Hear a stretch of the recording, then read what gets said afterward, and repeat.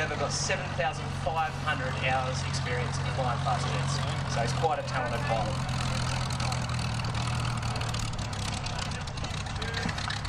The aircraft are just repositioning to the west of the airfield, and they'll be coming into us. One of the missions the guys can do with the Learjets is to get down low and simulate being a bomber coming in on the ships to give the ship's crew some training. That's correct. So we'll go down to 300 knots at 50 feet above the water and strike the ship. Wow. So ladies and gentlemen, as the aircraft's set up.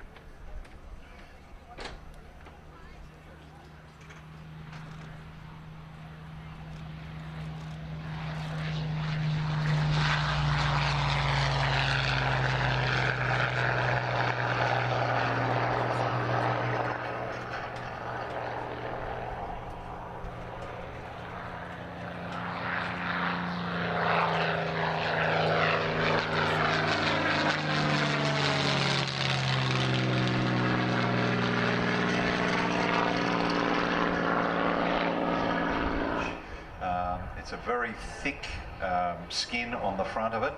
It actually has a higher limiting Mach number than the Meteor jet fighter, whereas the Hurricane is a totally different type of construction.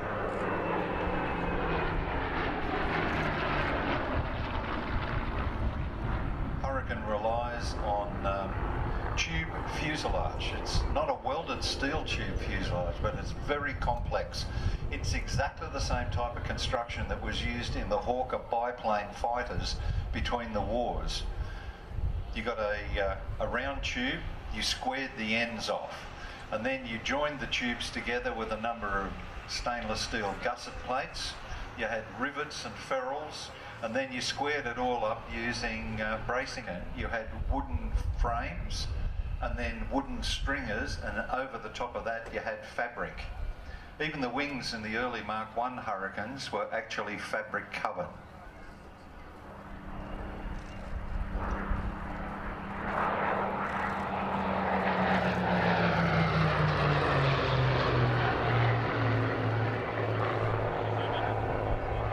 And although the Spitfire got all the recognition for the Battle of Britain, and I believe it was the Hurricane that did more of the work. Hurricane actually shot down more Luftwaffe aircraft, principally the bombers, but they were obviously both used as fighter aircraft, fighter versus fighter. You can see Scotty's just going to bring the Spitfire back in now for one pass while Paul gets a little bit of height up for his display.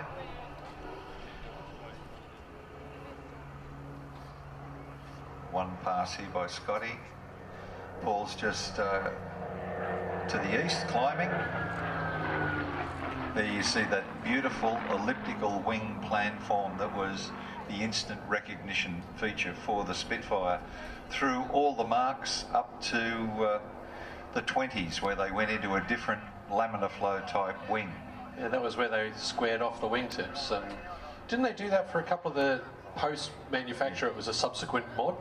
The final wings were 14,500 of these built by Hawker in the UK, and a further 1,400 of them built by the Canadian Car and Foundry in Canada. This is one of those Canadian-built examples. Yep, it's a Mark 12, equivalent to a Mark II.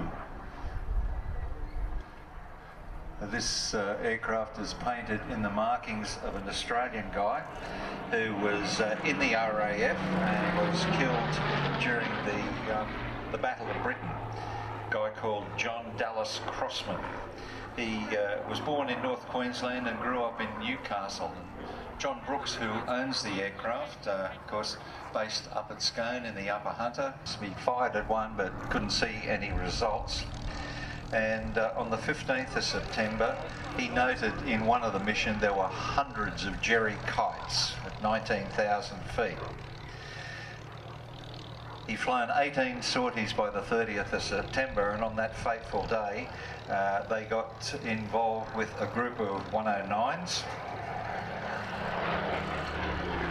And it is said that witnesses claimed he engaged over 20 109s by himself. displaying exceptional courage, but unfortunately he was shot down and killed.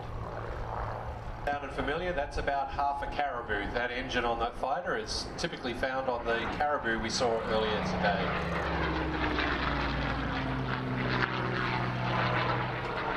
Hurricanes used in every combat theatre, China, Burma, India.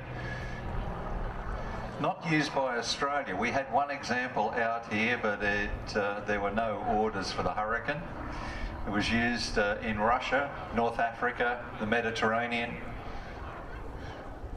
Some of the variants carried 37mm cannons under the wings for tank busting.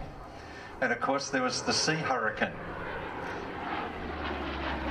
Some of these aircraft were actually launched off converted merchant ships to protect the convoys from the predations of the Focke-Wulf Condor, the 4-engined bomber operated by the Luftwaffe. These ships had something like a bridge girder structure on the deck, and the Hurricane was fitted to that with a rocket launch.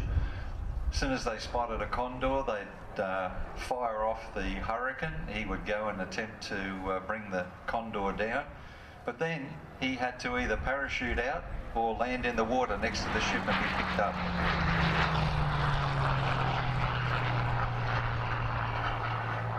That was exactly the question I was going to ask.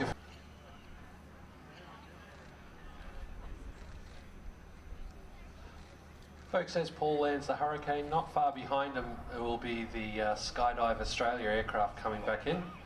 And being joined here today to have a chat about the L39 when Mark brings it in. And Fralls, mate, welcome to Comms. Oh, thank you.